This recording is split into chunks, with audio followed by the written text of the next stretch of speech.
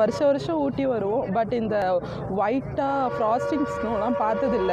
இந்த வருஷம் வந்திருக்கு. காஷ்மீர் குரு மணாலியில் மட்டும் பார்த்துக்கிட்டு இருந்த ஸ்னோ இப்போ நம்ம ஊட்டிலேயும் வந்திருக்கு.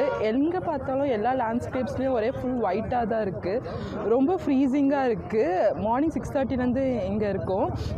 இப்போ சன் வந்ததுனால கொஞ்சம் கம்மியாக இருக்குது. இங்கே 10 டேஸாகவே இந்த ஸ்னோ ஃபார்மேஷன் இருக்குது. பட் 2 டேஸாக வந்து போலீஸ் வந்து இங்கே ரெஸ்ட்ரிக்ட் பண்ணியிருக்கிறதுனால உள்ளே இறங்கி பார்க்க முடியறதில்ல.